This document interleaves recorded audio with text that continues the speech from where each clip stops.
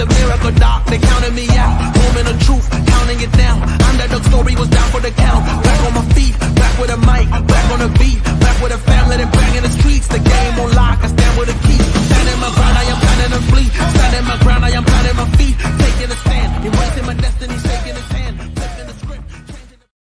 What's going on, everybody? Welcome to Sunday Night CrossFit Talk. Your eyes do not deceive you. That is not Carolyne Prevost on the far right. That is Russ Mock. He is the basic director of Fresh Coast, an awesome competition going on in Michigan. And yes, to my left is Jamie Latimer, co-host extraordinaire. We're so excited to have Russ on. We had him on last year before Fresh Coast. And the big news last year was, hey, Rich Froning signed up for your competition. Yeah. And you had to figure that out. Yeah, a little freak out first and got the ship in the right direction, and he's coming back. So you must have done something right. If yeah, that's like again. Yeah, that kind of made me feel legit. Like if he had good enough time, and they made a vlog about it, and yeah, so it looked like he had a good time. So he's bringing some friends back this time. So yeah, pretty excited. How about that? Yeah. We'll get into that in 1 second. A little teaser. So with that, he also immediately after on his podcast bragged about how much fun he had at your competition. So as an event director, how does what's going through your head as Rich Froning is bragging about your comp? I mean, it kind of legitimizes it. Like this is going to be our 9th year, and it started on like a Saturday. We talked about this last time, but it was like 10 teams on a Saturday, and it's just gone nuts from there. A lot of that's thanks to the venue that we have, beautiful beach on Lake Michigan, and a lot of beach. And then our community just pours into it every year, and it's kind of like our highlight of the year. So Jamie, you've done it how many years? I think this is my 7th. Dang. Maybe 8th. I think I missed I definitely missed the first year. I'm not sure if I missed the second year. So people like Games athlete Jamie Latimer show up every year. Yep, and we've had Jamie's been there, and then like the 8th day team, they're going to the games. All their athletes have competed across many years. We had who else? Jack Rosema. Yep, Jack Rosema. He was there last year. Paige Powers when she was a tyke. And yeah, so it's been cool to have those people come through and then see where they've gone to. And yeah, we'll definitely be cheering for Jack and then the 8th day team, and for sure. Yeah, it's funny. I was interviewing Jack and I came across him at Fresh Coast when I was doing research, brought it up, and he loved it too. He bragged about how fun it was doing that. And he grew up in Grand Rapids. So like for him, it's like coming home. I didn't know he grew up that close. Yeah. Cool. Yeah. And I think what Rich and them he's like, they got that OG mentality, and it's super chill. It's not super elaborate like Wodapalooza or something, which Wodapalooza is a blast, but it's very like down to earth and chill. People bring their canopy tents and a lot less rules and stuff. So it's throwback.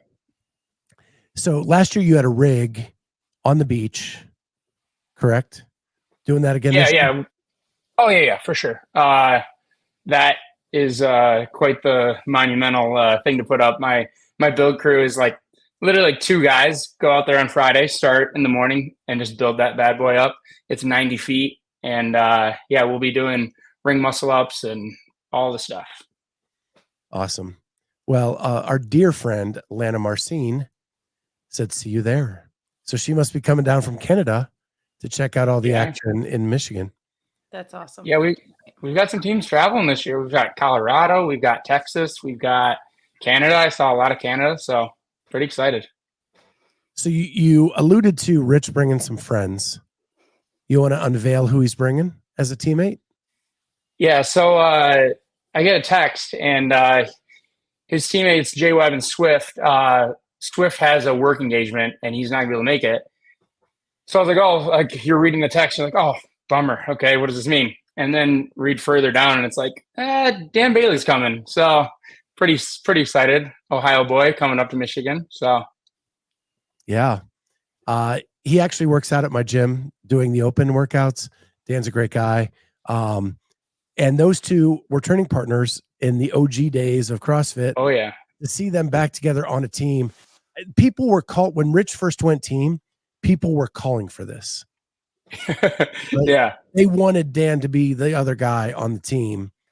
And it never happened. And here we are at Fresh Coast. You get to give the people what they've been wanting for almost 10 years. Yeah. I mean, I consider myself an OG, like 2012, I think it was, like Big Sky. They actually worked out and stuff.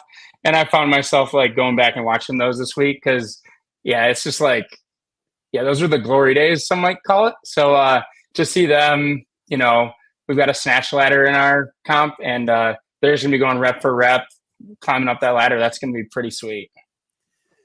Yeah, my biggest memory of the two of them is invitational times. They got to do the invitational for Team USA and crushed it. So it's going to be fun seeing that again. Yeah, we're really excited. The weather's looking great. So, and then he's also bringing, and Dre Strom's coming, and Ben Davidson, and yeah, we're just trying to, you know, bring the whole Mayhem Empire up here. Good people. Craig Pasley says Dan's 100-pound Murph workout is a total badass video and accomplishment. Yeah, that thing was sweet. So yeah, that's like a big crew of Mayhem people coming up. Dre just finished semifinals. Ben Davidson, the fittest videographer in the business. Yeah, it's going to be fun seeing that. Yeah, it's going to be sweet. One of the cool things for me is I've talked to you now for the last 2 years. Jamie brags about this event all the time, and I get to go this year. Yeah.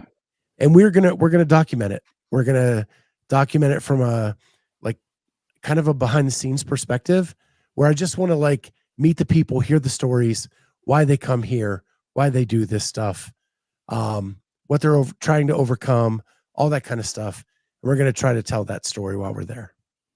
Yeah, that's gonna be sweet. You're like our first like real media, other than Rich and Vanishloop came down and they did that vlog. But yeah, I mean, it's gonna be sweet. Yeah. I got your media credentials on lock. Nice. And you know what? I got them sooner than 2 weeks before the event. What was great. What the best part of this whole thing was, talking to Russ was when I was riffing about CrossFit not letting me know if I could come to semifinals. Russ is like, "Hey, we'll give you 2 months notice. We'll give you what do you need backstage? Whatever you need, whatever you want." It'll be cool though to have you there, because you'll do a good job of documenting the whole Rich and Dan thing, and the community will get to see that hopefully, and it just some people can we want to document all the other athletes too. Yeah, for sure too. Right? Yeah, we want to showcase what this has been for years and why Rich and Dan want to come. Yep, right. For sure. But it'll be honestly, as an OG fanboy, super excited about that aspect too. Yep. Yeah. But and Lana, who's been talking, she was helped me with videography at Masters Fitness Collective when I was down there. So she's awesome too. Maybe I'll have to recruit her in to get some video shots for me as well. And it's kind of an OG year. I don't know if you want to talk about the events at all, but our first event is a callback to 2014. So 10 years ago, CrossFit Games events. So all the events are old CrossFit Games events, or no? Just the first one. It's one I've been wanting to do for a long time. Okay. And it was called The Beach. It was back in California, and they had the teams swim with a rescue raft. And this is back when they were teams of 6. And then the individual, they had to swim like 250, 500, 250. And then, and that's all it was. And then the individuals had to do a real swim without the raft and some thrusters with kettlebells and some burpees. So we smashed those together, and yeah, it's going to be pretty epic, I think. Yeah. I remember that vividly. I remember that there were some really weak swimmers just hanging on, and then their teammates had to like push the raft with them like being drug alongside. Yep. Um, Well, there'll be more of that. Yeah. So the current changed like a week ago and the lake dropped to 50 degrees. Are you nervous about that? Because I am. The water temp changes with every gust of wind. So, and it's, we have written down 500 meters, but that's always, up for changing depending on water conditions and stuff. So, yeah. Yeah, last year there was no real swim, right? You just had to kind of run into the water. Yeah, probably. How high was it on you, Jamie? It got to my neck for sure. But there were some guys who could definitely get away with I swim. It was silly not to. Like when you're waiting that high, you're better off just swimming. But yeah. It was meant to be like a wade. I think one day was a little choppier and whatnot. But yeah, we just try to mix it up. We use the water every year. Sometimes it's as a team, sometimes it's as an individual, like one of the teammates will do it. So this year it's cool because they're all going to be out there, but they all have a flotation device. So I haven't gotten too many complaints or, concerned athletes about that. So any other workouts you're super excited about? I mean, the other two are great. I mean, we try to put a really balanced competition together.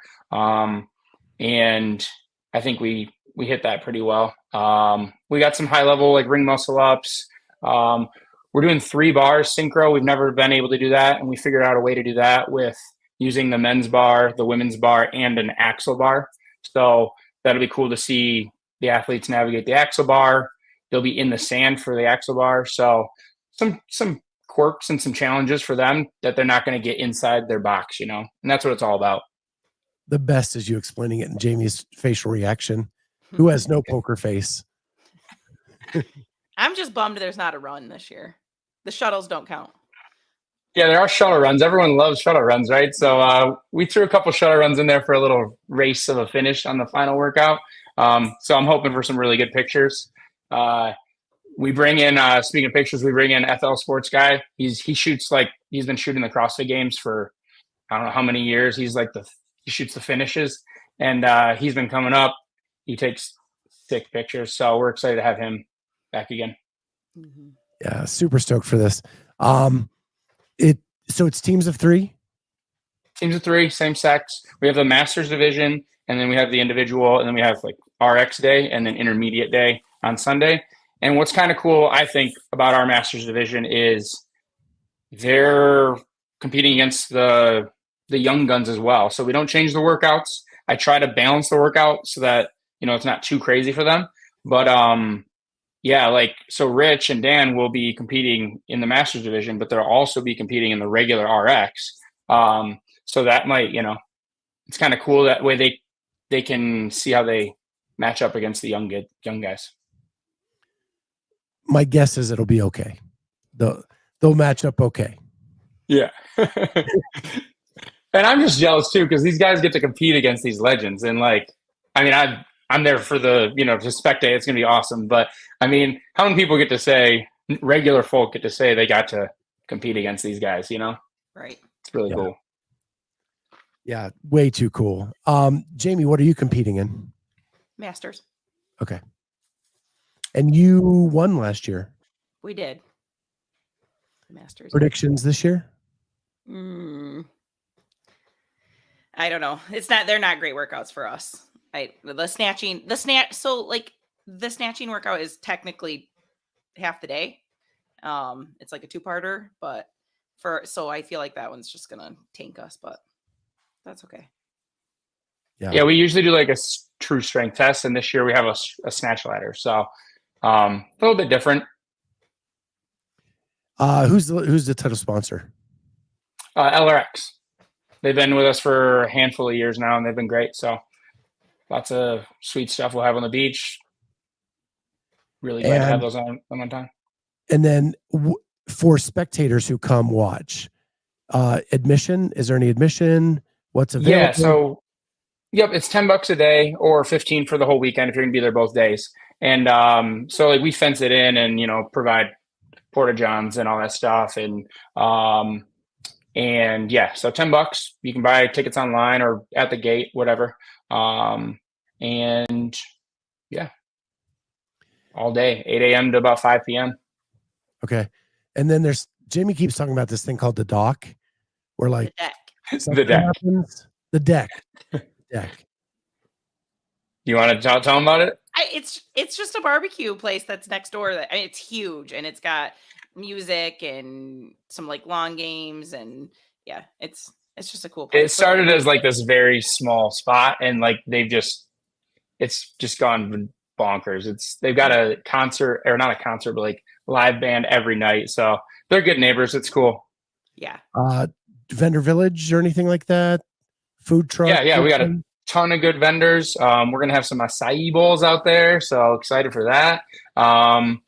Food trucks, clean eats will be in there, sampling food and take care of our volunteers, and also selling meals. And then tons of vendors. So definitely come check that out. Buy some swag. Last question. Anybody you want to shout out that's helped you put this on? Just my gym's community, Muskegon CrossFit. I mean, I have people that have helped me since day one, and like they're there every year. I've got people taking the weekend or the Friday and the Monday off of work just to help us and like pull it off. And it just, I couldn't be what it is today without those people. And then a lot of volunteers from outside of our community, like that's been growing, and I've been trying to make that a better experience for people. So, people driving and, getting a hotel and staying just to help put an event on is just awesome. So like anyone watching that has never volunteered for an event, like it's super helpful, and we try to make it fun. It's hard work, but it's just like a CrossFit workout. You're in it together with other people. And so I recommend people, reach out and try to get involved in other ways when they can. Well, thank you so much, Russ, for jumping on. I'll probably be in touch with you this week just to get some finite details about some things that I need before I get up there. And other than that, thank you so much and good luck this weekend. All right. Thanks, guys. Thank you. All right. Thanks. And now we'll swap out Russ and bring in Carolyne. There we go. Hello, everyone. Hey. What's going on, Carolyne? I lost her. She's muted. I said just about to have dinner here. I've had amazing dinner every night here at Lex's parents' house. It's great food. Yes, how's it been in California? Getting used to the early morning workouts? Oh, man. Yes, we go to bed just so early. But I'm actually exhausted like by 7:30. So it works out well. We get up around 4:10. Head on the road. Lex makes breakfast and everything, gets the dogs ready, and then we probably begin our basically our only session, around 5 o'clock in the morning.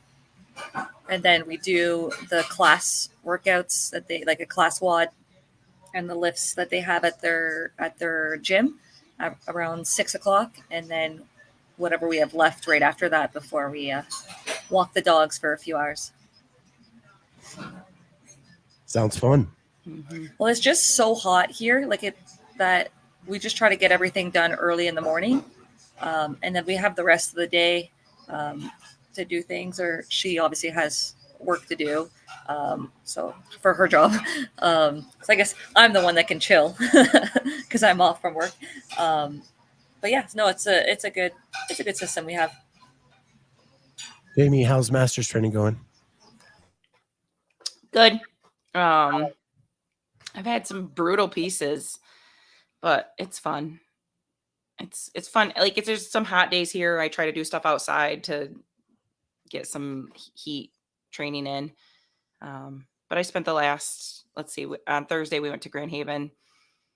I spent the last 3-4 days there jumping in the lake, trying to get used to I think it was 60, but it was cold. Wow. Yeah, I just wish we knew more, and hopefully, yeah, we'll talk about that as we get into the show a little bit. But just wish we knew more about that. I do have it's been a great week. I actually had some alone time this weekend. Julie went on vacation with her family, so Walter and I just hung at the house this weekend, did some stuff kind of around the house a lot, and Really, it was a nice, relaxing weekend. But growing up in the 80s, I was the biggest Beverly Hills Cop fan. Like, love that movie. And the new one just came out this week. Loved it. I haven't even seen it. It came out on Netflix, Okay. and it's really cool. And it's not the greatest movie, like standalone, but if you're a fan of the 80s movies, especially the first two, there's so much nostalgia and so much like throwback to that, but not too much that it's a good watch. And it just one of those like makes me feel good. Right. Yeah. So just had to get that in there. I know sometimes we talk about movies. Last time we talked about Inside Out 2, which I can't remember what I was watching. I think it was JR saying that he cried at Inside Out 2. Aw. Because of being a girl dad. And it got really emotional. So I thought this week I'd talk about Beverly Hills Cop. I saw Despicable Me 4 as well with Lex this week. Was it good? It was good. I mean, I like just any type of funny movie, young movie. Like, she likes all the scary movies and action movies, and I'm more just just those type of movies make me happy. Yeah. Yeah. Yeah. So yeah, before we get into too much, make sure you like, subscribe, hit that notifier. It's the only way you'll know when new episodes are coming out is if you hit that little bell. And if you feel like supporting the show, when we go do things like Fresh Coast, and we're going to document that and put it out as a little documentary, you can hit that join button for as little as $2.99 a month. With that, we really appreciate that. But one of the things we're trying to do is listener question of the week. And we have one from Craig Pasley. And his question is, will the games athletes strategize with each other to gain more information from Dave's interviews? I don't feel like they're talking and figuring out what questions to ask. I don't even know that they've all, I mean, I think some have, like Ruan said he's been watching and was excited to ask the question, but I don't know. You would think they're all watching, but who knows? Yeah, a lot of them don't seem to be watching much of the interviews because some of the same questions have been repeated over and over about what are you excited for Texas and what's the first workout and how often are we going to be outside? It's been a lot of the same questions. But there were some good ones this week as well. I agree. I think people that are friends like Ariel and Emily kind of felt like they talked because the questions kind of built on each other. But really, I don't think there's any strategy behind the question asking. I think they're just trying to figure out what to ask that Dave will actually answer. Yeah. And some of them have even given up on that, right? So that's that. If you have a listener question of the week that you want us to bring up on the show and talk about, you can submit that in the comments after the show's over. Not the chat, but the comments. And we'll read that question on the air and answer that. Also, if you had a riff about something that happened in this week and you want to get it off your chest, record it, 2 minutes or less, send it to us. And if it's good, we'll play it on the air and yeah, go from there. But we haven't had someone brave enough to do the riff of the week.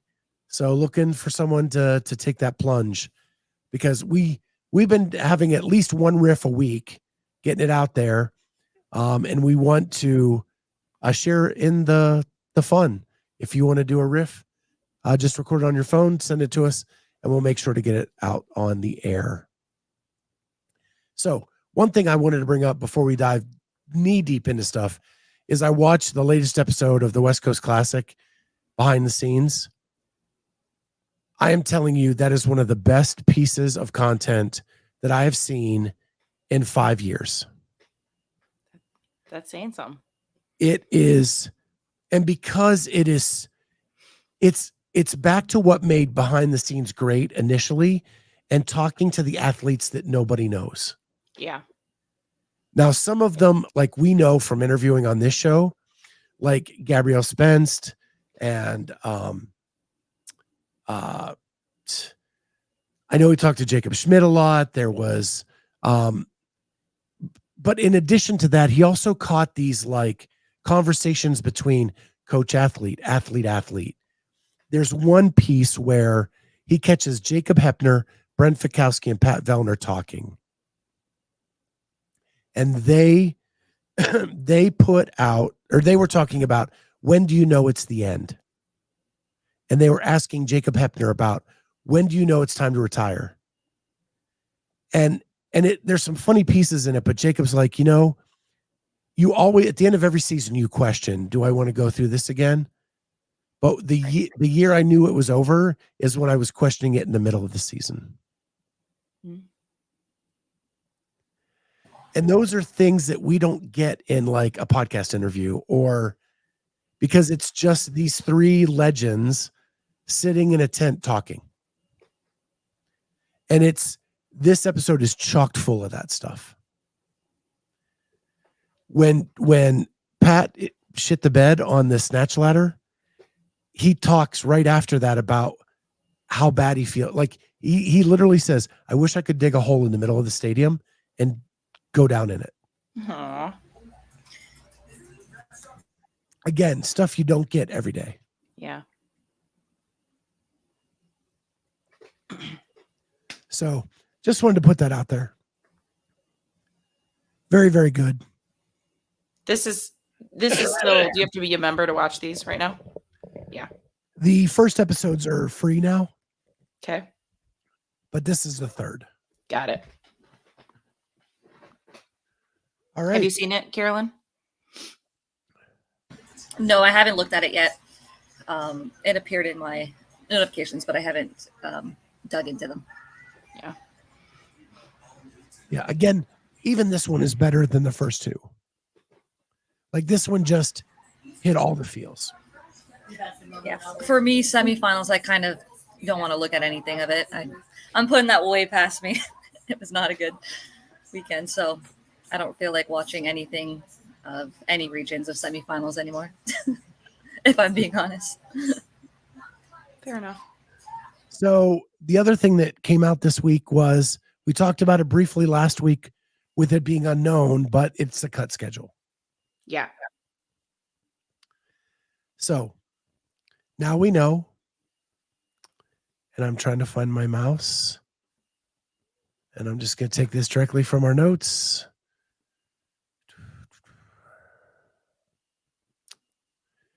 So there it is. All 40 athletes on Thursday, all 40 athletes all day Friday, part of Saturday with the 40, then cut to 30, and then Saturday night going into Sunday, cut to 20. Thoughts? Oh, you know my thoughts. Not a fan of the cuts. Same with me. I'm not a fan of it. I know it's entertaining. It is what it is. Dave did say that the first cut would be that the athletes would get more events into the first cut than what they had last year. And if I'm not mistaken, they had somewhere around 6 or 7 maybe last year before the first cut. Am I right? I believe with that? It was 6. There 6? were 3 events a day. Yes. So the more opportunities for events, the better if you're going to make cuts. But I won't re-give my opinion on cuts, but I've never enjoyed them. I think everyone who is at the competition should take the full test. Always, if it means inviting less people, it means inviting less people, but ideally a full test for everyone. And you get an accurate representation of 1 through whatever it'll be. Yeah. I mean, the cuts are semifinals. That's why we do the season. The cuts are along the way, not at the event, in my opinion. Yeah, I think we've hammered this one to death about our feelings about it. Craig asked, do you think Chad will be the last workout before the cut? I don't. I don't either. I think that'll be could have some aspect to do with the Friday night lights thing. I don't know. Oh, I hope not. I hope they do something else for the Friday Night Lights then. I don't know. Than Chad. Well, I think it's going to be mixed with something. So listening to one of the interviews today, I think it was Linda Kiesman. Dave said she asked the question, what event are you most looking forward to? And she said, just give me a number. And he said, well, 1, 2, Chad. The finale, every one of them. Right. And just the way he said it, like it looked like he was going through in his head. Mm-hmm. I think Chad is the third event. Okay. I'm probably wrong because Dave always misleads us. Right. But the way he just went through it in his head, it really appeared that he was just going down the order. Interesting. Do you think it's going to be step overs? What do you? I do. I do too. It would make it easier to judge. It would make it a whole lot easier to judge. Because he also said to somebody like it's just that over and over and over, and he was doing this with his head. But again, like you don't know if that's a trick or like. Yeah. Draw your dagger, going outside the box. This would be a great listener question of the week if you just submitted that in the comments. However, Carolyne, do you feel like advancing to the games is getting harder for athletes that are your style, i.e. well-balanced, no crazy outlier strength events? Not a knock. The sport feels different. I think you need wheelhouse. I think you have to get top 5s, especially at semifinals, and get those points when you only have 6 events. Unless you're, well, if you can get all top 10s, like you should be in, obviously in a region like North America, East and West, and Europe. But if you're in a field of 40 and you have, moderate finishes, it's just not good enough anymore. You have to go and get those top points, because the way that the scoring system is you're rewarded for having a specialty. You're getting more points for having a specialty, and you're getting punished, obviously, if it's not your specialty. So in that sense, I just find you need to have at least 1 or 2 workouts that you can knock out of the park. And sometimes I have that in competitions. And for instance, this semifinals, I had none that I really was like, oh, this is up my alley. I had them in the open, I had them in quarters that were well, but it just didn't happen for semifinals. And that's the thing with our sport, is you just don't know what directions they'll go for programming and whether it'll be good for you or less good for you. You prepare for everything. And obviously there's athletes that are just fitter overall, that it doesn't matter what the programming is, but for a lot of us, it does. And in certain times it's in your favor, and sometimes it's not. So I don't know if it's, I do have some wheelhouse workouts. That's the thing, is I just didn't have them this time around. So as a follow-up to that, do you think that delineation between the two styles of programming were when the switch went from Dave to Boz, or do you think it was happening even before that?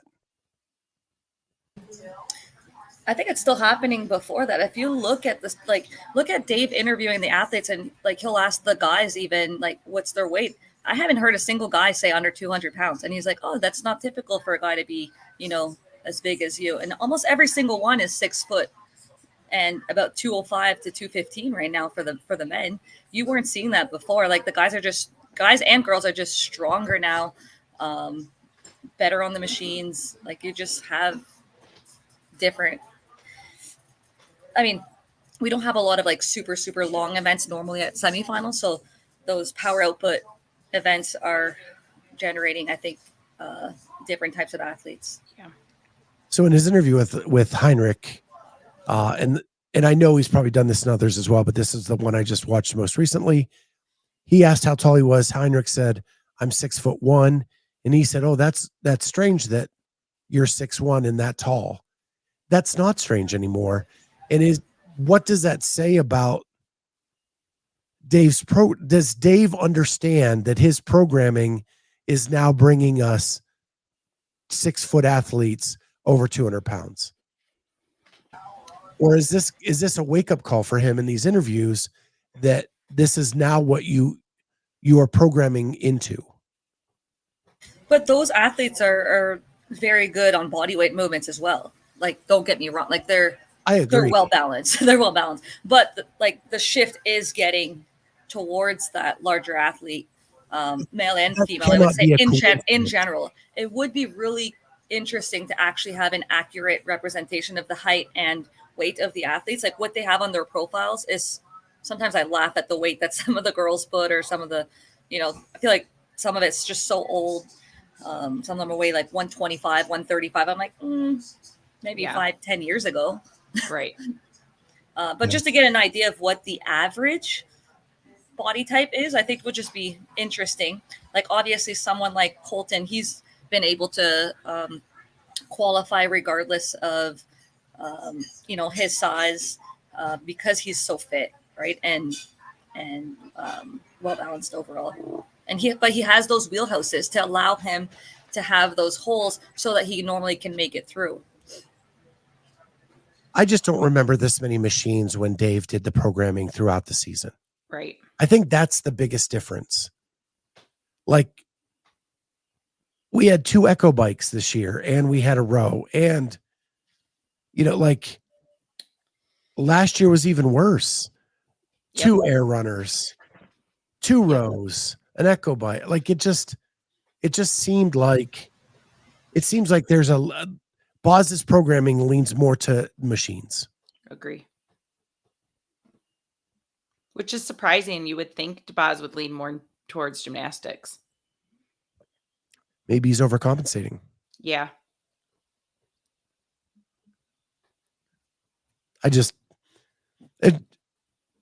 Draw Your Daggers question just made me kind of go down to go down to all these lines of questions since we were there. But I just think, like, some of the things that, like, I would excel at, or an athlete that has, a lot of background in different sports, like, aren't necessarily getting those things programmed at semifinals.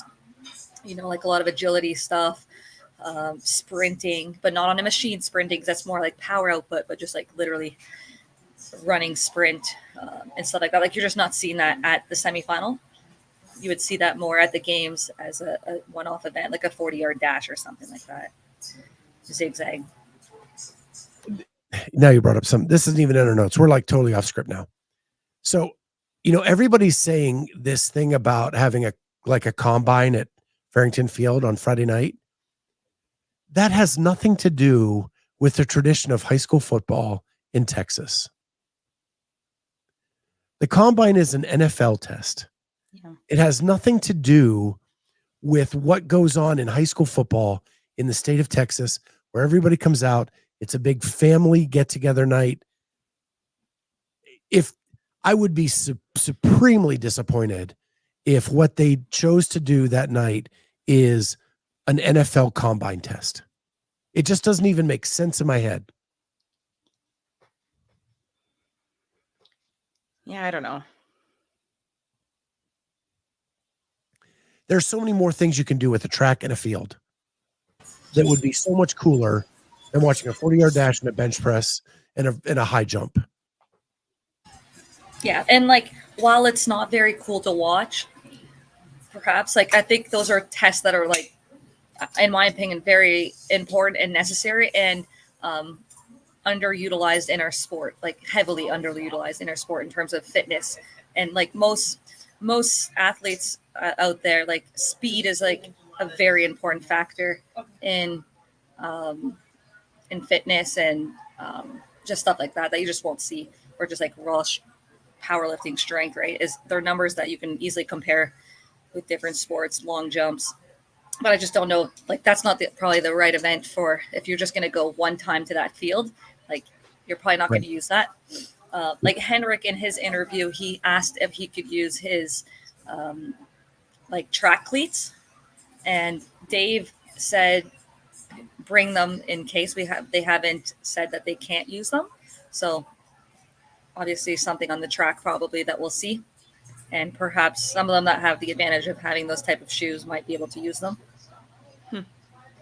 So I am not opposed to testing those skills, those NFL Combine skills. I don't think you need to do it outside under the lights on a football field. Like, that event needs to be bigger than that. You can do a lot of those events inside the arena. You just can't. 40-yard sprint, 40 yards is not very far. The thing is, it's the deceleration. Like, you can't just go into a wall. Like, if you do a proper 40-yard dash, like, you have to have like plenty of space to. They have indoor track meets that Yeah. that have like the padded wall that you just kind of jump into after it's done. Yeah. But I think we'll see something else. I think you'll see a traditional like MGW type CrossFit, like monostructural weightlifting, gymnastics, something that, or maybe like a benchmark workout that everyone can do. I think it'll be exciting. You think they're putting a rig up out there? They could. I just don't know how much they're gonna do to that field. Like, what did they get approval for? They, like, bringing in a rig is a big ask. So it's a lot of work for one event. exactly. They could move like strongman implements, right? Like sleds or yokes or stuff like that. That anything that like could utilize the turf part. I think you'll Strongman Spear is see. an awesome event on the field. That was a great event to watch. Great event. And instead of handstand push up or handstand walk, you do something on the track in between each lift. Good high rocks. Make them run. All right. So let's get back to, we've already kind of dove into this, nuggets from Dave's interviews. And I have a list here, and please jump in with anything you may have. So one thing that caught me, and there's been so many, and please, I was so freaking wrong about him getting through all 80 and saying he was only doing 18, because we're like well over 40 now. Yeah. First of all, how good are these interviews? They've been really fun to watch, hear, listen to. I think he's done a really good job of asking questions, getting to know the athletes. I'm getting excited, like hearing some of them that I don't know. Like, have you guys had a favorite interview? I'm so far behind. I have not even like touched social media since Wednesday. If you just want to smile the whole time, watch the Bruno one. He just like made me smile so much. Like, I was just like happy listening to him. It was like a kid on Christmas morning. I think he's my favorite. All right, I'll watch that one. He was so good. I like the people who push Dave. So I really like the Saxon one. I really like Laura's because of that. I liked even Gabi giving him crap, and we'll talk about that in a second. I just like those people that kind of push back. But the thing I've like the overarching thing I've loved the most, we get to know Dave better now too. Like, not only are we meeting these athletes, he's actually like proud of his daughter and her cross country and couldn't brag more about how good she is. I did like that one. Like, and he's done that like in 3 or 4 of them. So I think those pieces are really great. Sarah, I have that in my notes to talk about. So yeah, they're just, I can't pick one. They're all like, I think really, really good. But one nugget I'm going to start with is Saxon's interview with Dave, in that Dave asked him if they split off teams and individual to separate seasons, would he do both? And Saxon said he would. That's all cool. But the bigger story is there a plan to make 2 seasons, a team season and an individual season? I think you would have much better, obviously, athletes in the team. And I think a lot of the individuals would team up and do team. However, if you want to grow the sport, I think allowing more athletes to compete at the games level is very important. And it allows people, like, if you have no chance, if it's only the games athletes competing individually and then super teams, a lot of athletes are going to get so discouraged. And I mean, it's going to push them to be better. But I just think in terms of growing the sport within all the affiliates, having athletes choose whether they want to be in the individual space or the team space allows for more people to play. That's my opinion. But I think there's an opportunity to do like an invitational where it's kind of like, or like the SoCal tier Wadapalooza, where you're going to get that super team and stuff like that. But allowing more affiliates to actually have affiliate teams, I think, is important. Here's my overall beef. CrossFit seems to want to be able to do everything themselves, but they have demonstrated that they are not capable of even like marketing their own season and getting everything right in the one season that they have. Right. By making a second season, now you're taking away the off season from the Rogues and the Wadapaloozas and the SoCals and all of that. I don't want to see those go away. Right. Those guys do a great job in having those events.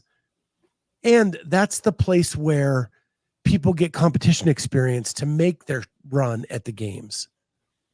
If you overlap a team season over top of that, those guys lose everything. They lose viewers, they lose all of that stuff. And as cool as it sounds theoretically that we would get a full year of the best athletes in the world, I think you're sacrificing way too much by doing it. Yeah. And that just piggybacks on top of what Carolyne said, where you're taking away opportunity from so many of these young athletes to get experience. Now double that by taking away their off-season events where they can actually do that. Think about the transitions that teenagers can also have by, that gap, those gap years where it's hard unless you're, there's very few that have been able to make that transitions from the teenagers to the elites, but a lot of them choose to go teams and get that experience and stuff like that. So I think keeping that around is good. Yeah. Bruce brings up this point that I did not have in the notes. How about Laura asking about the games in Europe and Dave actually giving like a projection? I don't know if so Jamie, apparently you didn't see this one. He said that he is hoping that the 21st CrossFit Games will be in Europe. And they're this on is 18. Yeah, 18. 2027. Interesting. So Laura was hopeful because she wants to be still competing when it happens. But yeah, very, very, that was a really, there's so many nuggets. We're going to miss some as we go through this for sure. Dave programmed individuals, Boz programmed teams. He brought that up, that he just felt like he was in the flow and said, give me my space. Here we go. I'm doing all the individual programming. Boz, you take the teams. And we'll just kind of check in with each other, make sure everything's going okay. Thoughts on that?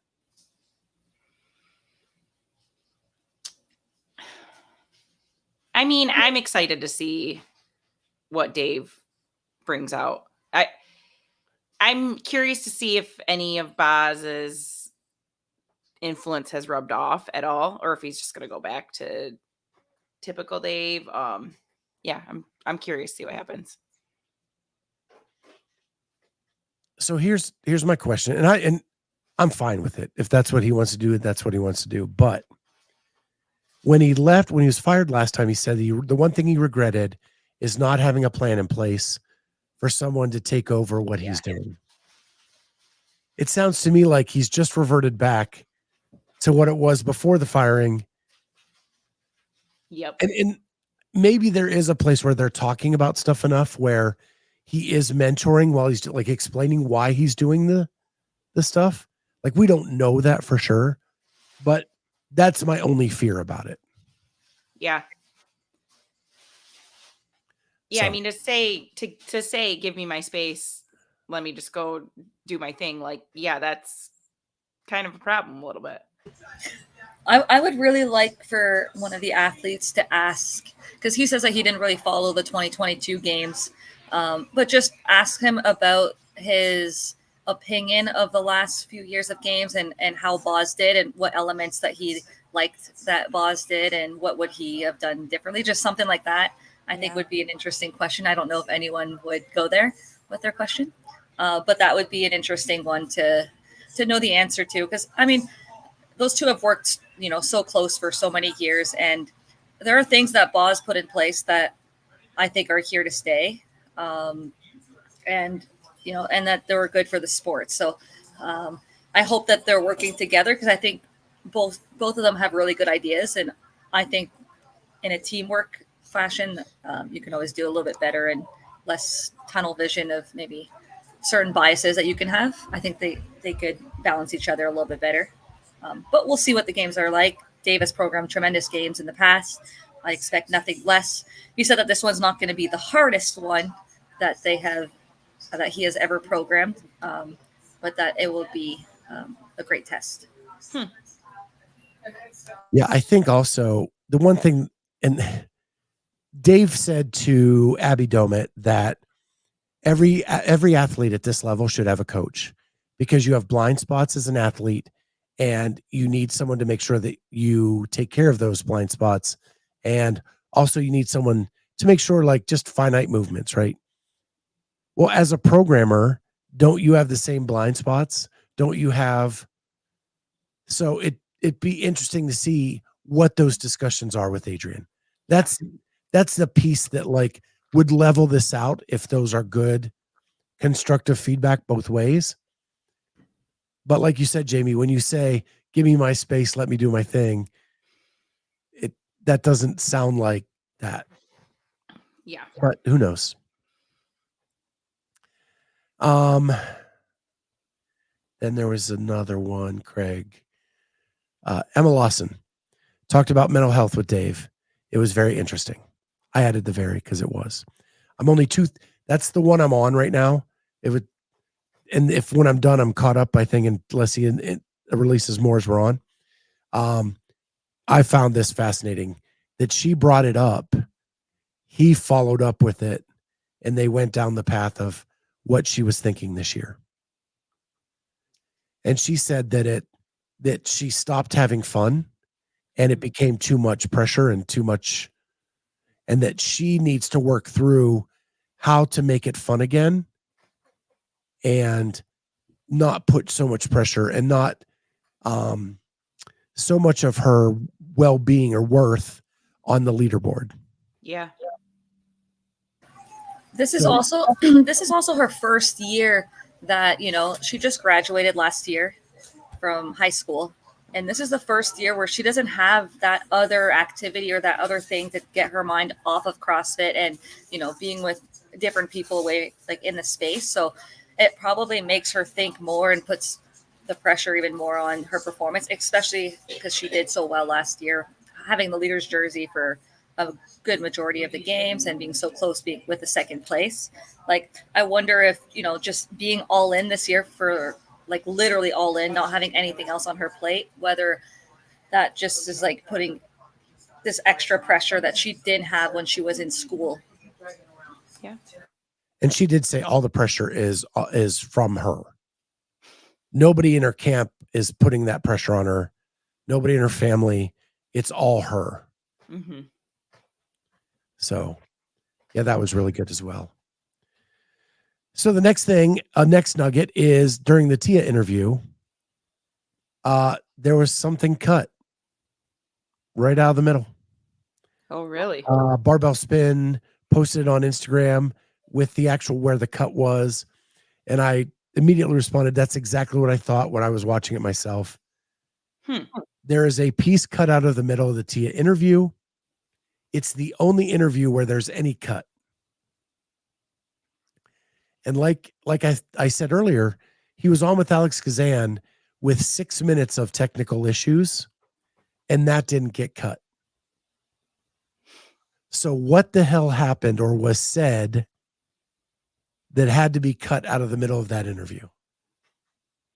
Very interesting. Yeah. It makes you go, It sucks because it's with Tia, right? Had it been with any other athlete, you don't think twice about it. You're like, oh, someone's call dropped or something like that.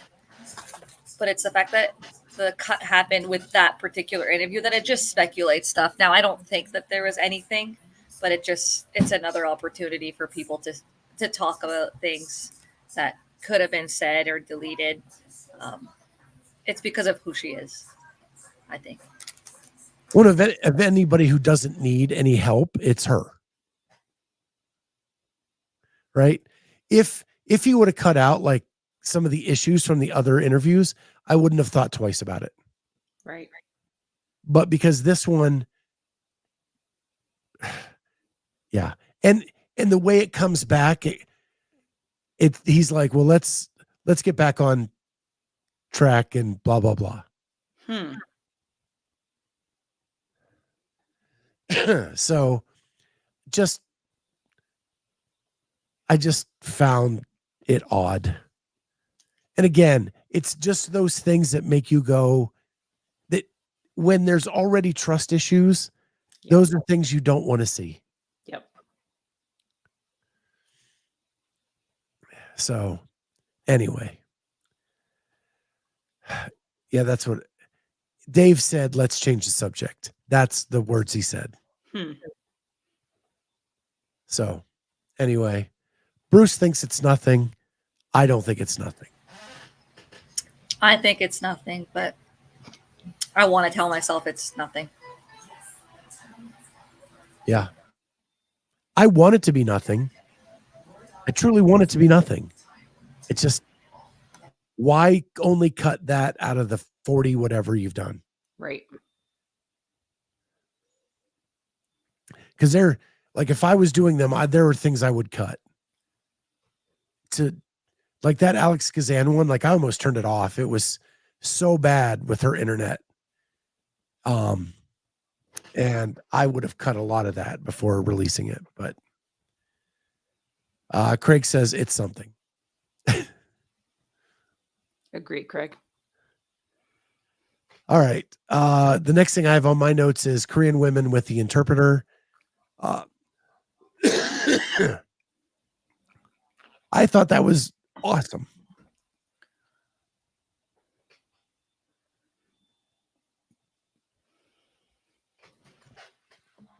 Sorry. I thought it was awesome with the Korean women because with Rosa and Roman, there was so much speculation about it actually being accurate or this or that. There was no question with these ladies that it was definitely accurate. You saw it really good. I thought it was really cool to get to know these two. And Chung Young Choi is a really good athlete. To be able to learn about her past and how she got here and all the stuff she's going through, I thought was awesome. Did you guys see either of those? Yeah, I watched those two. I mean, I'm all caught up right now. Unless he posted some during this, I'm all caught up. I've been watching all of them, been enjoying them. But yeah, the translator was the same for both, and I think she works for CrossFit. Yeah, she owns an affiliate in Korea and is a level. She's a red shirt. Oh wow! Yeah, that's cool. the translator. So that was really cool. Oh, the translator is a red shirt? Yeah. Oh, okay. So I thought that was cool that Dave had resources to be able to have a translator. Yeah. The coolest part of them was they're both in Cookeville right now. They're both Mayhem athletes. And the question was, how do you get around in Cookeville, like getting groceries and ordering food and not speak the language? And Shung Young Choi says, Google Translate, because they do not have a translator with them in Cookeville. I'm glad they have each other, though. That would help. And the question was, are they friends? And I guess in Korean, friends, there's a double meaning. Oh. And so the translator had to like go deeper, but they are friends. They've known each other for 5 years, went to a training camp together back in 19, and have been friends ever since. That's cool. So super cool. Then the Gabi Migala interview where she calls out Dave for canceling her interview to book Laura, and they were both at Krypton at the same time. So they saw it all happen as he was canceling one for the other. Oh, wow. And Gabi did not let him get away with it. Good. I love their friendship. Yeah. And I love how in Laura's interview, she was like, yeah, I'm training with my brother's girlfriend. Instead of saying like Gabi or like her best friend, it was just like a little poke at her. I thought that was funny. Yeah. Yeah. I feel like Gabi is becoming more like Laura. 100%. If you close your eyes, I don't know if I could tell them apart vocally. They seem to have a very similar sense of humor as well. Yeah, you can just tell that they've clicked. They've just clicked as friends, as training partners. Even like the way that they do their posts is very similar, and they both have each their little hashtags that they always use. Yeah, I think she's learning a lot from Laura, and she said that in her interview, how much she's learned from Laura and grown as an athlete from moving to Hungary and training with her every single day. Yeah, I thought it was really cool. I'm trying to pull up something on Instagram I saw today. Just thinking of this off the top of my head. I know we're not supposed to like judge things on the looks of an athlete or whatever, but I'm sharing the screen. Laura looks ready. And the caption too. The caption is, however it goes, it will end with me winning. She looks so ready. Oh my goodness. Like, yeah. As you're scrolling and then you see something like this and you just stop and like, oh my gosh. She does look like she's leaned out. Wow. Anyway, I know that fitness is more than just how you look. It is how you perform. But she has shown she can perform really well. So that's crazy. So next, Emily Rolfe asked Dave, what's the workout that he feels like he messed up the most? Draw your daggers, just trying to poke the bear. Looks like a silver medal.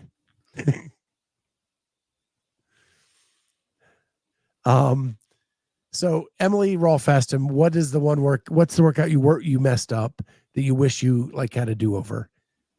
And Dave actually started a laundry list. Wow. And what I found fascinating with it and with any person who is great at what they do, you don't hear the compliments. You only hear the criticism. You always beat yourself up. You're always looking to be better at this and that. And Dave just demonstrated that by answering that question the way he did. That's good. And I thought it was really cool how much he went into it. And the reason I said that I think Emily and Ariel talked is Ariel, it might have been the vice versa, I don't remember what order, asked, how do you measure success of your performance at the games? And Dave's answer was that if the events all go as planned, and he always uses the same example, when Tia broke the test, that upset him, and he listed that as one of his mess ups. And he said the reason that was a big mess up is Tia did 2 minutes of work and everybody else did 9. Right. And that can't happen. And so he was like, success is that all the testing is correct and that everything plays out the way it should on the floor, regardless of the winner, regardless of all that stuff, that it plays out in the right way, which I thought was really cool. The next thing I said, and then this kind of got messed up today, maybe, is he's mentioned a lot of swimming, a lot of cycling, and a lot of cross country. And to me, those 3 things add up to some kind of triathlon. Then today, someone asked him about triathlon. I think it was Linda Kiesman. And he like totally dogged the triathlon. Said that when he was a SEAL, they made fun of triathletes, that they just felt it was silly, the 3 together.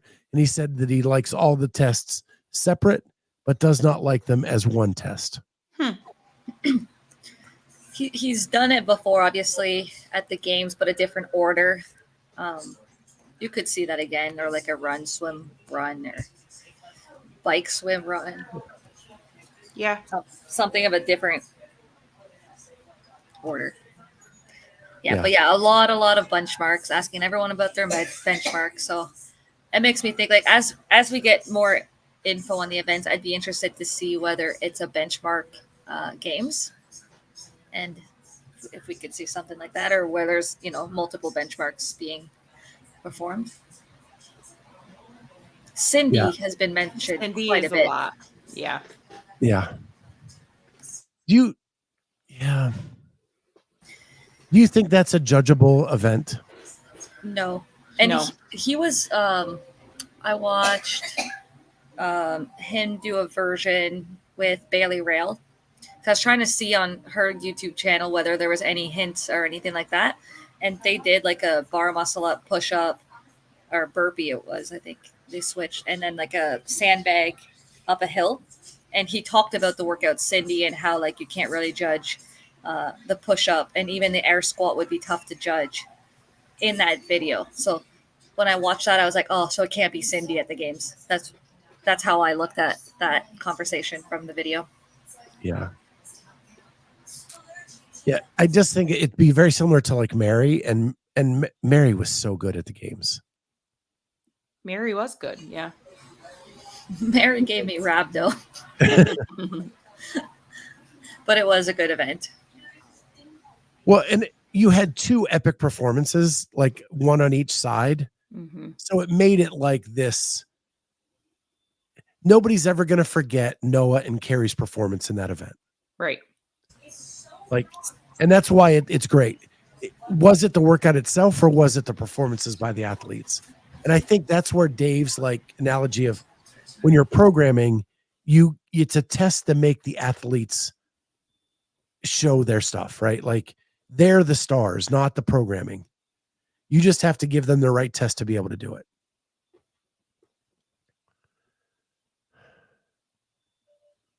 Oh my God, this would be horrible. You could set up an assault runner on one side of an indoor pool and an echo bike on the other side. That would be the most boring event to watch ever.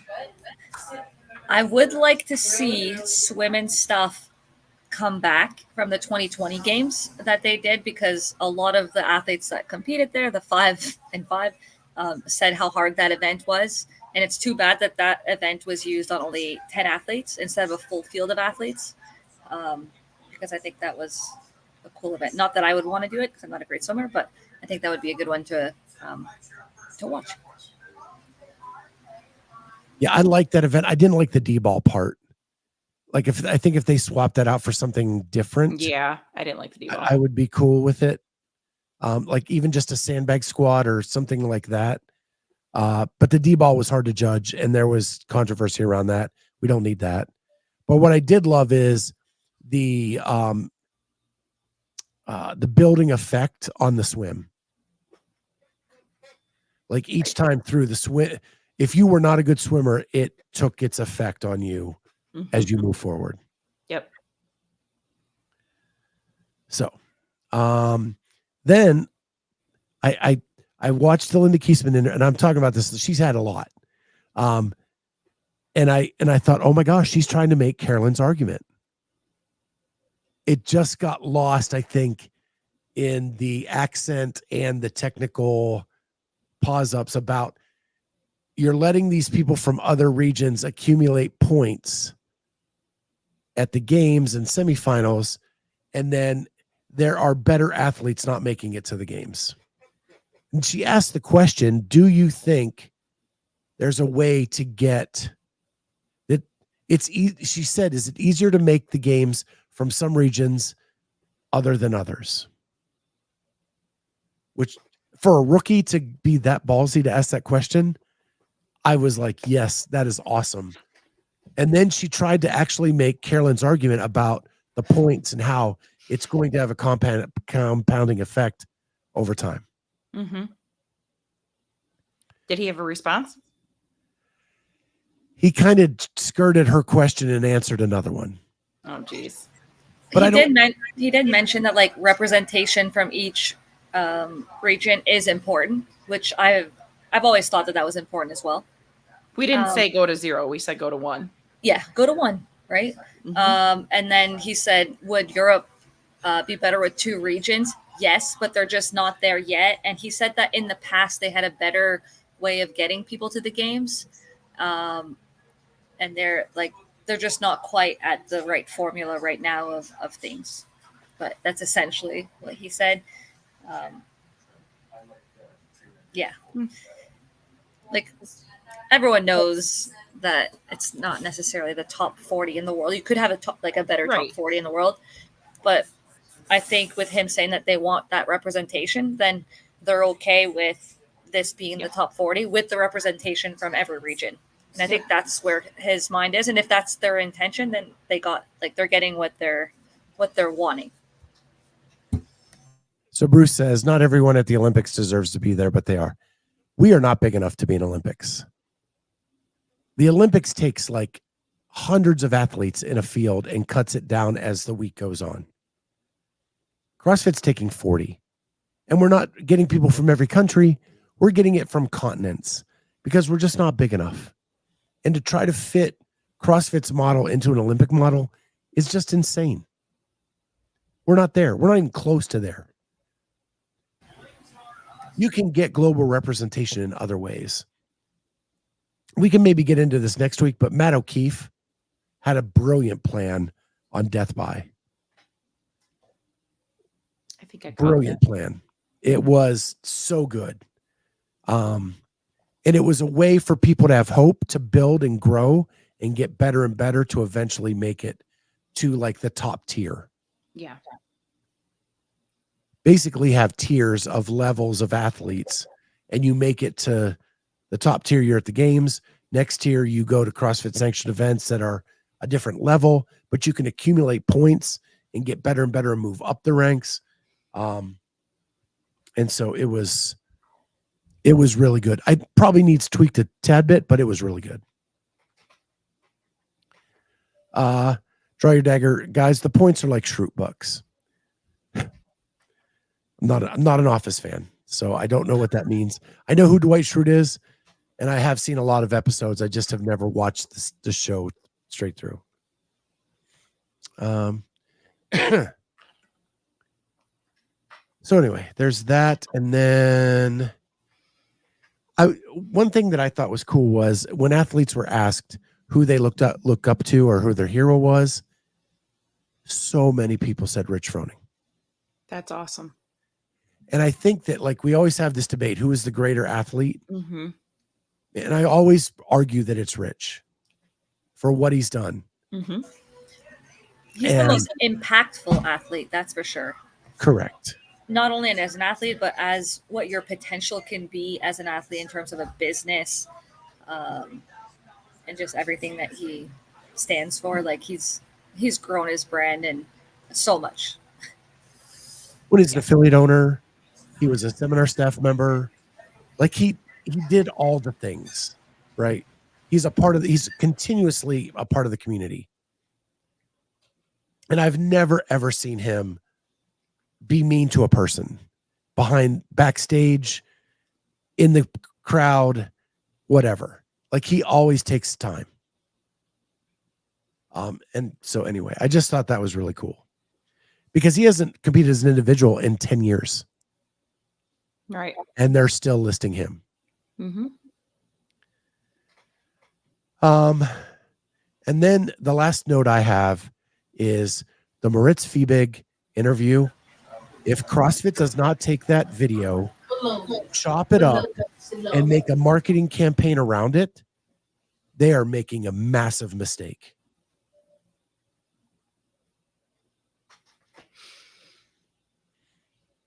What did he say? What? He's an affiliate owner. Okay. He's a coach. And he talked about the athletes that come into his gym that are out of the office and out of shape and just trying to like live their life again. Like all the cool shit we talked about in 2012. Right? Yeah. Here's this guy going to the CrossFit Games, but what makes his day is when this 55-year-old dude comes into his gym and gets his first strict pull-up. Right? Yeah. That should be out on Instagram tonight. Go clip it. They haven't. The Games site Games Instagram has been posting more in the last week or so of different athletes and stuff like that. They've still yet to post a single clip of the Dave Castro interviews. I would like to see them, reshare at least clips of it. I know Hiller did, some of it, tagging CrossFit to facilitate it even more for them. They didn't, accept the what do you call it? Just the tagging of the videos. But I hope it's in the works for them to use different clips of the interviews, because there's a lot of great stuff within those interviews for people to know the athletes more, and a much larger platform, obviously the CrossFit Games Instagram than Dave Castro's YouTube channel. That just, like we're seeing it, but if you want more people to see it, it has to be shared by the CrossFit Games that has almost 3 million followers. Mm-hmm. So I have noticed that, like, we've been dogging CrossFit for no posts. Their Instagram has been flooded with these single shots of an athlete coming down a floor. Like from the games last year and from semifinals. Finally, something used of those 50 people on the floor taking shots. We're finally getting something put out there. But it doesn't tell a story. It's just highlighting one person coming down the floor to finish an event.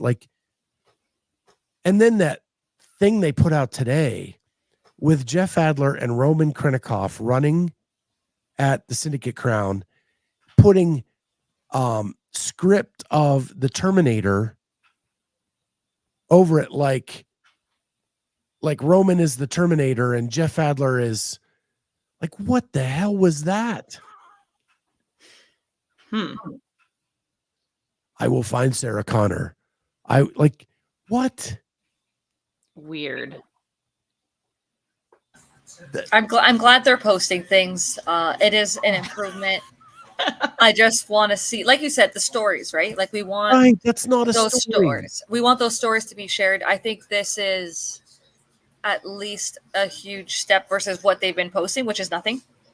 The quality of the videos and stuff is good. It's just, let's get the stories now. If you would have posted that Terminator thing after the games, then it makes sense because they just had their beef, right? We're a year later that they've reconciled and they've been chummy, and now you put it out. Like when you're doing reels, it has to be timely, right? Like, and it just isn't making sense.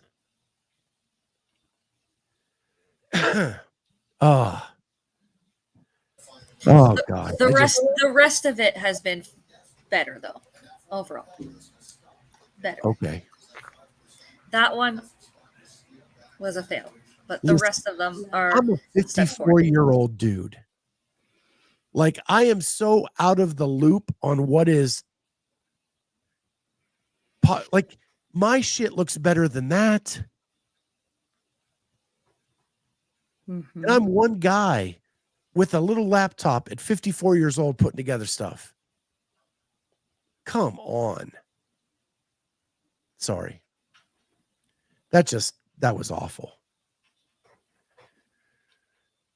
Speaking of awful, Chad was released this week.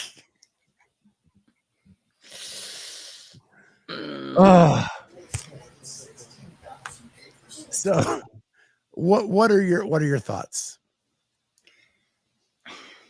I mean, it's got to be stepovers, or there's going to be all kinds of judging fiascos. I think it's a long, I don't know. I don't think it's going to be as straightforward as Chad as we know it. Like, there's got to be a way to make that one progress and make sense and like be a little bit more interesting to watch. Whether it's something in between rounds or going and picking up a different rucksack. Like, I don't know, maybe they change the weight each 100 or something and do something different. I don't know. Do you think a step up is harder to judge than an air squat? Like, I don't think a step up is that hard to judge. I just think that having a live judge there that can give the problem is it needs to be consistent between each lane. Right. That's probably the biggest issue. Right. I think you could see something after 10 rounds of up 100, and in between you could see something just to break the flow of it. But I think by breaking the flow, you break sometimes the mental toughness of what that workout is. So I don't know, right? Like those step overs would be an easy fix. But like, I don't think step ups are that ridiculous to judge or that hard to judge in general. But I just don't, the consistency between lanes. It'll be the consistency. And I actually think the workout would be drastically different being step overs. Like, there's something to that standing up tall every rep. I agree. So I don't have a problem with the workout or a test. I think when watching his interviews and talking about the mental test that he wants to test, I get that. I totally get that. But from a spectator's point of view, like, don't make this a primetime event. Right. Like, make this early in the morning when people aren't getting there yet or something, because I think it's just, so that's the crux of the issue. I think it's a good test. I think it is like, can you keep focused through the monotony of the same thing over and over again? Can you stay focused? Because you're all at this level where little things are going to matter. Mm-hmm. But don't force people to watch an hour of step-ups. I watched the whole marathon row. I did too, and I enjoyed. I love the marathon row. I was in the stands. I was like, oh, I'm going to go out and do something in between. I ended up staying in my seat, I think, the whole 3 hours. I did too. I was like stuck on the race, watching the little things, randomly on my phone, listening to the commentators at that point. I think you're also going to see a bunch of boxes, and you'll still see the race, and the real fans are gonna watch. It's not going to be great for other people. I've done this workout, I think 3 times. It's a hard test mentally. It's long. The calves were sore after, just from the eccentric loading. The first time I did it, I remember my calves were really sore. The second time, my quads were more sore. But yeah, it's a good test. I've never done it like racing as much as like what they'll be doing. Like, I just did it to do. Like, I've always been of the opinion that hero workouts in a competition, like, I don't know that we need to race hero workouts. I think what they were designed for was to do them, suffer and do them for that person, thinking about that person versus racing the standards. So I always think it's weird when we not weird, I know it's part of our sport to put hero workouts there, but like, I prefer benchmark workouts versus workouts that are for people, but I understand that this is a big something very close to Dave's heart, and obviously can bring awareness to PTSD and suicide awareness and stuff like that. So in that way, it's important. But I don't know. But what are your thoughts on doing hero workouts for time in competitions? Yeah, I totally agree.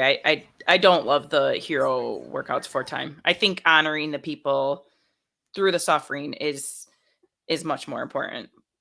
But there is something to be said to bringing it to a stage and getting more eyes on it. We all loved Murph at the games, right? We all loved Murph. So like, to just make the blankets, I think it depends on the hero workout. Yeah, but Murph has been bastardized, honestly. Like, you see people doing it and you're like, wow, you're not even close. I mean, not even close. Like, not even quarter pull-ups, not even quarter squats, like not even quarter push-ups. It's a joke now. People race it to the point that it is a joke. So putting it on a CrossFit stage where there are standards shows the world this is the way it's meant to be. I'm good at that.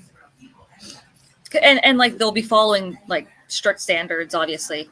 So in that way, we get to see what these top times are of these hero workouts, following actual standards than what people will post on their social medias. Right. And so in that way, I almost hope it is not step overs, that it's step ups, and that we make people stand tall, right? Yeah. And it's consistent across the board. That's the key. It's just got to be consistent. Yeah. So next thing I have is, I'm going to skip over that. Failed drug test. Another one in North America West. Team Carla Corneo was reported by the Barbell Spin. CrossFit Complex Wodex was the team. They took third place, North America West. They have been disqualified, and the Rhino Dogs are in their place, and that is Rolf Duran's team. I talked to him last night. He could not be more excited to be going. So super stoked for them. But the failed drug test, this was going to be the first Mexican team to qualify for the CrossFit Games. It was a huge story that was the fact. And then one of the athletes tested positive. Teammate Sasha Nieves did not hold back on how disappointed she was and how her and another teammate fought through injury to get to this point, and to then have it ripped away by someone being so stupid is horrible. And then I took this directly from the spin. She was found to have 16A hydroxy 1 methyl 5A androst 1N3, 17 dione, and 3A hydroxy 1 methylene 5A androstone 17-1. They are all metabolites of metanolone. And it's banned by the World Anti-Drug Doping Agency, and it's used. It does have a medical reason to be used, but it's used in the bodybuilding community as a way to boost metabolism, thereby increasing fat burn while promoting muscle gain. It's also known as primobolan. So, I don't believe it's Kiefer's team that made it. These are underdogs, because Underdogs has promoted that their team has made it to the games. Yeah. If you go to the Underdogs Instagram page, they are the one congratulating the team to move forward. And I'm pretty sure Raf is with Underdogs, not Proven, or Kiefer. So, but yeah, great conversation with Raf. He's super excited, but on the other side, you have this fiasco where it was a huge, like, a celebration that this team from Mexico made it and to be the first team from that country to make it to the CrossFit Games, only to have it ripped away. Thoughts on drug testing, drug failings, anything? We've been here, we've done this. Yeah, that sucks. I mean, I can't even imagine in a team aspect and putting your trust into teammates and then having something come out like that. But good for her for speaking her mind. For Sasha speaking her mind. Yeah, I was happy to see her give her opinion. Just on how it affected her and how disappointed she is. Because, that's the trust that you put in going team. And that's what scares me about, the possibility of going like on a team is putting my trust in athletes that I don't know. I don't know what they do behind closed doors, right? You don't have that control over what they're taking or doing. So, happy that athlete got caught. See you later. And very happy for the Rhino team. Excited to have them at the games. Yeah. And just so everybody knows, the reason I'm super happy for Raf, if you weren't a listener 2 years ago, Raf was actually our expert at the CrossFit Games that we brought on for the wrap-up shows every night. So Raf is super close with the show and was awesome in that role back then. But he's made the games every year since then. So bright things are in Jamie and Carolyne's future, it looks like. So, yeah, with that. All right. Next big thing that came out this week, and Haley Adams announces that on the Dave Castro interviews that she's back in Cookeville training with Mayhem. Josh and Haley were just on Get With The Programming talking about what they're doing with Haley, how they're coaching her. And then it's like less than a week later, she's announced she's at Mayhem. Do you think she's still being coached by Haley? Yeah. And Josh? Just working out there? I think she just wanted to be in Cookeville, maybe have some people to train around, gauge maybe where she's at, have some races against people. She's friends with that community, right? Like she left, but I don't think that she had any bad blood with Mayhem at all. She has very close friends there. So I think it's just a good environment maybe for her prior to the games. There's a lot of games athletes training there right now to prepare. So I think just being there and then maybe getting coached from a distance by Josh is probably what's going on, and Haley. But I expect them to be her coach at the games.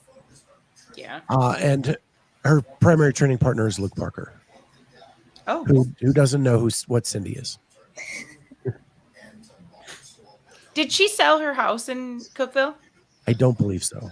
So. Yeah. And someone said, did she ever, Bruce says, did she ever announce she wasn't with Mayhem?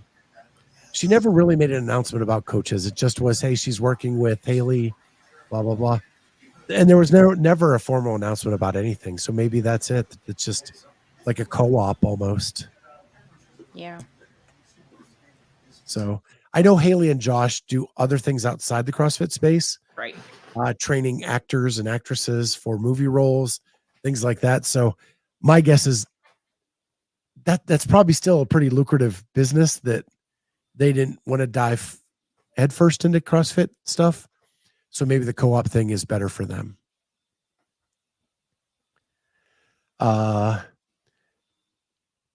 Media credentials, still don't have them. We're a month out of the games.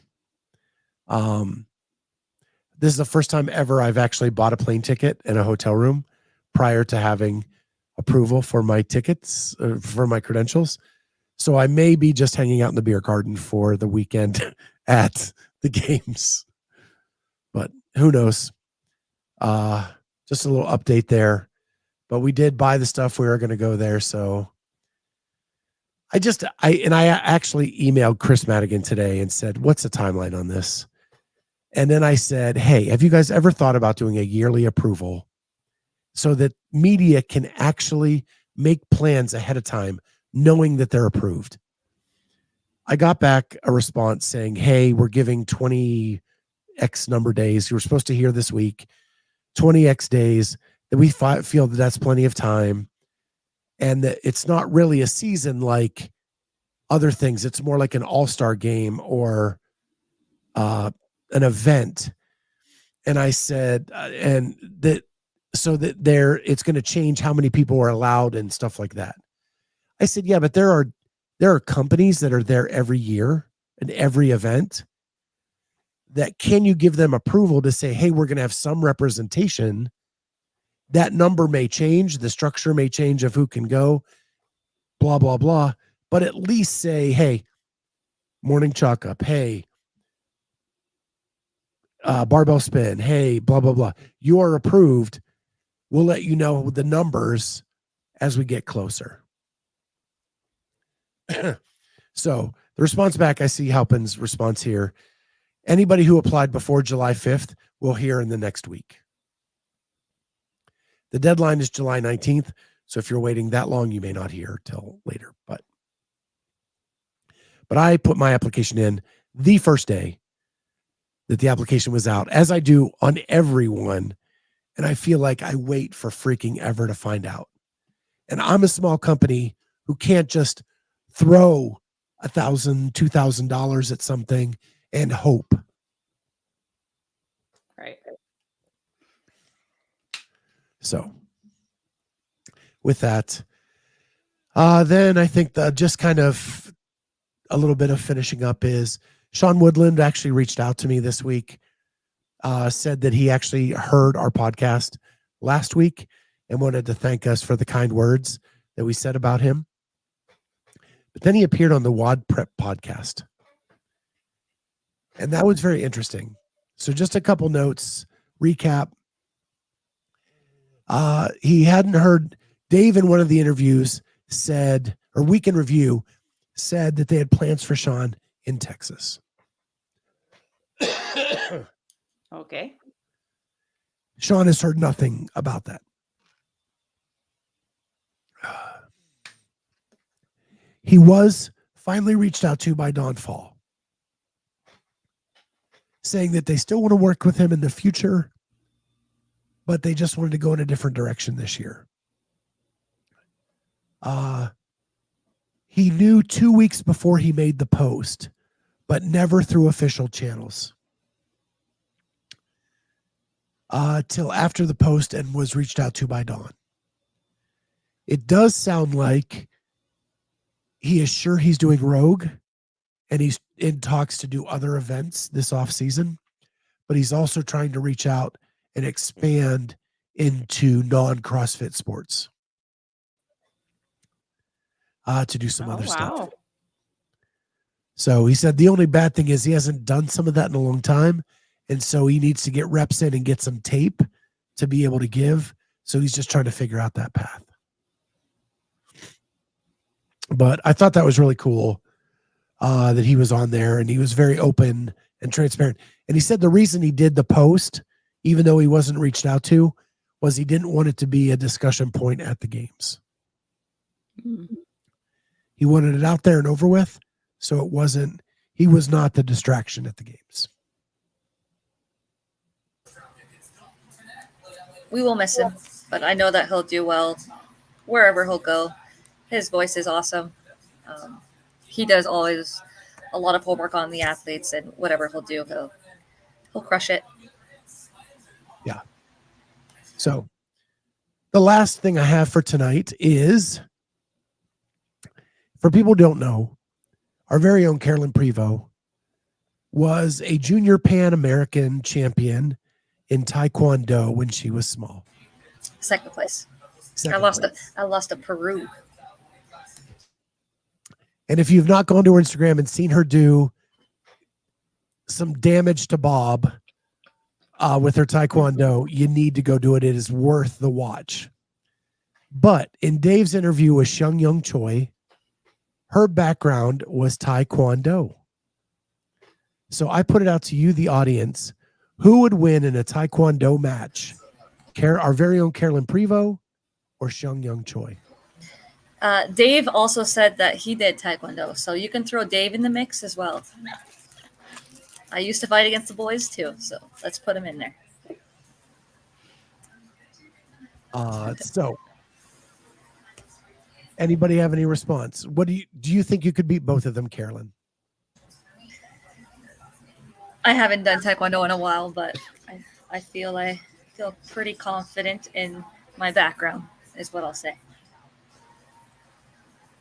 I go with Carolyne. Nice. How big is Sung Young Choi? She's must be a little bit taller than me, which is not very difficult because I'm one of the shorter athletes. I would say she probably has maybe 10-ish pounds on me. Somewhere around there. She's solid. Very solid. I can't picture her.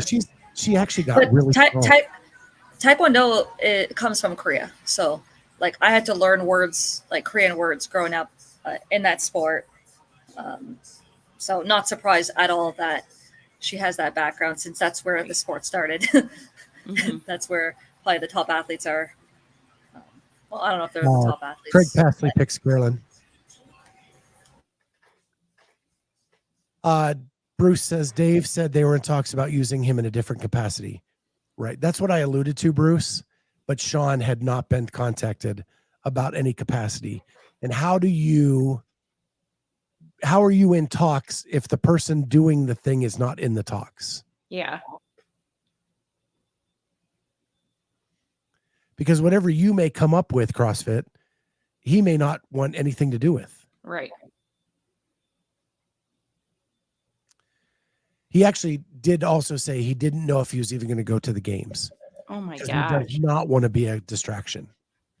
Even though Talking Elite Fitness will have a presence there, he wasn't sure he was going to go.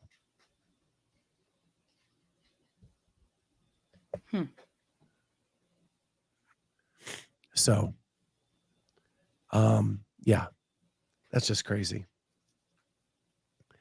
But again, I should have had Carolyne's Taekwondo video ready to go, but I didn't. Anyway, well, that's the show for tonight, guys. Don't forget, like, subscribe, hit that notifier, join the channel if you want to support us in going different places. And also, if you have a question of the week, submit it in the comments below or shoot me a DM. Either way.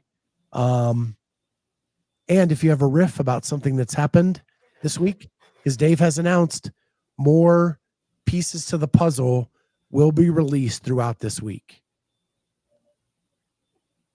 And I think he even alluded to the first event will be released this week. All right. So with that, do all those things. Send us a riff. Send us a riff video, 2 minutes or less, and we'll get it on the air. And with that, it's been a fun night, guys. Thank you to everybody in the chat for being here. We will see everybody next time on Sunday Night CrossFit Talk. Bye, guys.